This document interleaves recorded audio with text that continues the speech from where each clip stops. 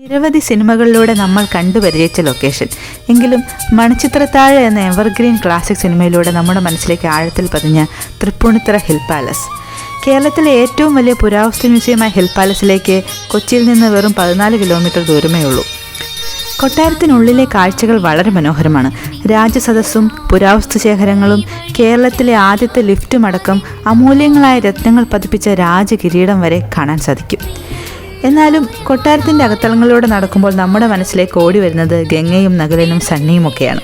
കൊട്ടാരത്തിലെ ആഡംബരങ്ങളിൽ കണ്ണു തള്ളി നിൽക്കുമ്പോഴും രാജകുടുംബാംഗങ്ങളുടെ വളരെ ലളിതമായ ജീവിത രീതികളും വിദ്യാഭ്യാസത്തിനും സ്ത്രീകളുടെ ഉന്നമനത്തിനും നൽകിയിരുന്ന പ്രാധാന്യവും മനസ്സിലാക്കി തരുന്ന ഒട്ടേറെ ലഘു വിവരണങ്ങളും ചിത്രങ്ങളും രാജകുടുംബാംഗങ്ങളെക്കുറിച്ചുള്ള നമ്മുടെ കാഴ്ചപ്പാട് തന്നെ തിരുത്തുന്നതാണ്. സെക്യൂരിറ്റി ഇഷ്യൂസ് കാരണം മ്യൂസിയത്തിനുള്ളിലെ ഒരുപാട് ദൃശ്യങ്ങൾ പകർത്താൻ സാധിച്ചില്ല. ഇനിയും ഒരുപാട് മനോഹരങ്ങളായ നമ്മുടെ ചരിത്രത്തെയും പൈതൃകത്തെയും ഓർമ്മപ്പെടുത്തുന്ന നിരവധി കാഴ്ചകൾ ഇവിടെയുണ്ട്. അപ്പോൾ കൊച്ചിക്ക് ഒരു ട്രിപ്പ് പ്ലാൻ ചെയ്യുന്നുണ്ടെങ്കിൽ ജീവിതത്തിൽ ഒരിക്കലെങ്കിലും എക്സ്പ്ലോർ ചെയ്യേണ്ട ഒരു ഇടമാണ് നമ്മുടെ തൃപ്പൂണിത്തുറ ഹിൽ പാലസ്.